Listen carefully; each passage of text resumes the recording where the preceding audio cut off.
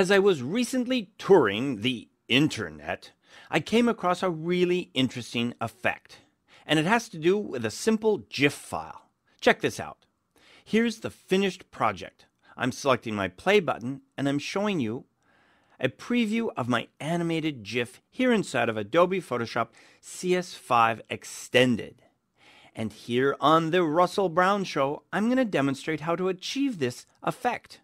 Notice that most of the image is frozen, yet only a certain portion of the image is moving. And that's really, really interesting. And you can get some great effects this way. So how can we do this? I'm going to stop this video right here. Now to begin with, you must be using Adobe Photoshop CS5 Extended for this particular project. Okay, step number one, I need to calibrate my monitor on my particular system so that I can get the best quality when working with video. I calibrate that here on my monitor, and I come up with a profile for my monitor. And now that I have a profile, I can bring in video, in this case from the iStock photo library, and display it accurately on my screen. Okay, let's get going. I'm going to hit the Command and the letter O on my Macintosh, or the Control and the letter O on a PC to open a file. And in this case, I'm targeting the iStock video file that I downloaded from their site. I'm showing you this so that you could also download this big web version of this file and follow along with this tutorial. Okay, let's now open that. And here is our first and most important step. As I said earlier, it has to do with profiles. Notice that I'm assigning the profile of my monitor, my calibrated monitor, to the video file. As you can see here, here's my series of profiles, and I'm targeting my current profile, my up-to-date profile for my screen. I am not going to convert it as it says down here. I'm strictly assigning the profile. And when I click OK, it will then display the video accurately here inside of Photoshop with the color quality that I'm looking for. And on top of that, if I do any adjustments with, for example, adjustment layers to this video, I can be assured that any adjustments I make will then export out correctly. Now you know. Okay, here we go. Now this is the original video file. As you can see here, inside of Adobe Photoshop CS5 Extended, I have my animation timeline panel open here at the bottom. You can open this panel, if you have CS5 Extended, by going to the Window menu and down to Animation. That's critical that you open that up for a project like this. Now as you can see here, I can scrub through my video by moving this control arm across the top of my timeline. I can see that there's a lot more video here than I actually need for this project, because our goal is to isolate a particular region of this video and play it over and over again in a loop to keep the file size as small as possible. Now here's step number one though, before I do anything. I need to go to this flyout menu right here. Click on this, scroll down until you come to the Document Settings right here. Click on Document Settings, and notice that in this particular case with the iStock footage, it's using 30 frames per second. For a project like this, for the web and for an animated GIF, I'm dropping this to 15 frames per second. This is your first step when working with imagery from iStock or imagery from your own camera. I'm going to click OK. So now I've reduced this down, and now we can start to isolate in on the area that we need to work with. I'm going to move my timeline indicator here until I come to a point in the video where I want to start. I want to start mine right here. Now that this is positioned, I'm going to move over here, as you can see my cursor, right over the work area start point. I'm going to click and hold and drag this over to the right. I'm now going to hold down my Shift key and snap it right to this start point right here. Did you see that? I first aligned this position, and then I move my end point over. And now I want to capture about 12 frames of this video. 12 frames works really well for an animation like this. And of course, the key to success is the fewest number of frames necessary to create your animation. To get just the number of animation frames I want, I'm moving down here to the base of my timeline animation panel and select next frame right here. And I'm going to click once, twice, 3, 4, 5, 6, 7, 8, 9, 10, 11, 12. Now that's pretty good. That gives me 12 frames in which to work with. I'm now going to grab the end point down here, the work area end point, click and hold, drag to the left, holding down my shift key, and snap once again. Now I've isolated a unique area here of all of these frames of this image. And if I select the play button, watch what happens. The play button will only play the frames inside of that selected region. Do you see that? Cool. That's the portion of this video that I'm going to use. So let's stop that. Next step, and follow carefully. The next step is to once again go to the flyout menu here, and we're now going to trim document duration to work area. Now the work area was defined by the two end points that we brought in on our video, and let's trim it. So now we've thrown away all of the extra video. If we hit the play button, you can see that we only have that portion we're looking for. Let's stop this by clicking on this button here at the base again. So now I want to go in and freeze my image. I want to freeze it on a particular frame. I'm going to scroll through these frames until I find a frame of the woman's face that I like. And I like this frame right here. I'm going to go to my select menu and select all. Then from my edit menu, I'm going to copy merged. And then again from the edit menu, I'm going to paste. So I'm pasting a frozen frame right here on top. This is my master frame, and then my animation will be added to this frozen frame. So now let's go in and isolate those areas that we want to freeze. The best way I've found to do this is with the Quick Mask tool. Here I'm going to select the Q key on my keyboard, the letter Q. You can also access it down here on your panel of tools, right here. In the Q key mode, if I select my paintbrush as you see here, and I'm painting with black as you see here, and I go up here to my options bar and notice that I have a 25 pixel brush with a hardness of about 68. As I go in and I paint over the surface, this will be the areas that I'm going to freeze. I want these areas to not move. So I'm going to go in and paint them like this. I don't want her ear to move, and I don't want her shoulders to move or her body. I only want the hair to be in motion.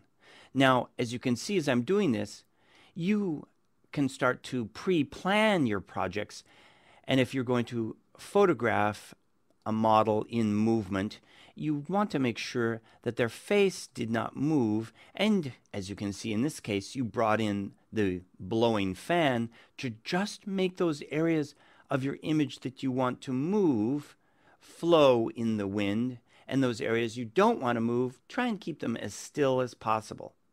In this case, I happened to be lucky, and I found this particular video on the iStock library.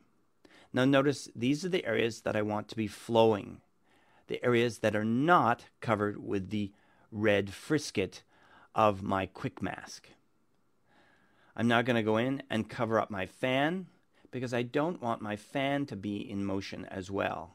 Notice that I'm covering the entire area, and I can add a little bit of the extra around it. I don't want that to move.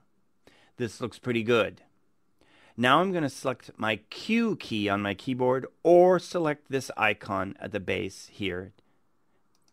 And now I have a selection. It's a great way to make a quick selection with that paintbrush-like technique. Now let's turn off our video layer so we can see what's happening. I'm going to turn off the visibility of my video layer, but I have my frozen layer selected. I'm going to hold down my Option key on the Macintosh or my Alt key on the PC now. Then I'm going to hover over this icon to add a layer mask. Watch what happens. Click. By doing so, I'm isolating my frozen areas against this transparent background. And now if we turn on the visibility of our video, it then merges the two together. Pretty cool. Let's play the video and see what happens. So I now have live action showing through a portion of this mask. This looks great. I could now go in and add any color balance or adjustments that I wanted to this image, but now we're ready for the next big move. We're now ready to turn this into an animation. To do that, watch very carefully because these next steps are critical. I'm going to this flyout menu right here. I'm going to scroll down and I want you to go down to this particular menu item called Flatten Frames into Layers. I'm going to flatten all my frames into layers right here, clicking that. Now see what's happened over here? I have a series of layers for each of my frames within my animation. But I also have my original documents down here. I'm going to throw away my original documents and be left with just the animation sequence. It's a pretty cool technique. It's converted my video into unique frames for each of the positions of the animation. Okay, watch very carefully. Here's another important step. Right down here at the base of my animation timeline panel, I have the ability to convert to a frame animation. Click on this. Okay, so we now have a frame animation that we've created from a video file. There's only one frame of animation, however, in our video. So we need to increase that based upon the number of frames we have over here in our layers. To do that, we go to the flyout menu again, and we're going to make frames from layers. You can see that you're going to want to watch this video a couple times. Frames from layers. So we've now converted this into a series of frames. And if we click our play button, watch what happens. It plays our series of frames. Let's try that again. And it goes through and plays them. I notice down here that each one of the frames has a particular amount of time that is applied to that frame. In this particular case, I find that Photoshop likes to apply a few seconds to the first frame. So I'm going to click on that flyout menu and select No Delay. So if I scroll through each of my frames, 1 through 12 in this case, I notice that they all say 0 seconds down here at the bottom, just like this. So when I hit the play button, I only see them for the smallest and shortest amount of time. That's great. But now I want it to loop around on itself. So instead of just playing once, I'm clicking on the word once down here in the lower left-hand corner and selecting forever. And now select the play button. Fantastic. This is looking great. We've come all the way to this stage where we have individual frames that we can work with. And just to point out, each one of these frames in my animation panel is directly linked to one of your layers here over in your layers panel. Notice as I click on frame number 6, it then is assigned to a particular layer. And if I work or adjust on any of those layers, it will then adjust that frame of the animation. Fantastic. We're now ready for our final step. We'd like to export this as an animated GIF and put it on our website. To do that, I go to the File menu and down here to Save for Web and Devices. Here we are in the Save for Web and Devices dialog. Pretty complicated, but here are the basics. To begin with, start by adjusting the size of your overall image. You may have been working with a really large video file. Drop its file size down for your particular use on your web page by entering the values in image size right here. By doing so, it will then resize it down to that particular size. Next, select GIF in this particular case because I'm creating an animated GIF file right here. Now these are some of the settings I like to use for my best quality. I'm using selective for the way in which it chooses its colors. I'm going to actually dither my image with a pattern, selecting the dither technique for pattern. This will then dither the image and give me a more realistic look to my image. I'm using 256 colors in this case because I want the greatest quality. I'm not so concerned about the file size as I am the quality in this particular case, but you can choose and experiment with different number of colors for your GIF animation. I'm going to stay with the maximum number of colors in this case. Next, notice that I'm converting it to sRGB. I get my best color fidelity and transfer to the web if I choose that. And I'm currently previewing in my monitor color space, which is great. I can now go down here and select Save, or I can actually preview it. Let's go ahead and preview this by selecting the Preview button. It will now build the animated GIF and then display it here, as you can see, as a preview inside of my current default browser. Cool. So there's my finished result. I can close this down, go back here, and I can actually select Save. I can select to save the images, or I can select to save the images in combination with an HTML file. There you go. You've seen a step-by-step process of taking video file, in this case from the iStock photo library of video, and converting it into an animation where you isolate the animation to a targeted region within the image. Give it a try.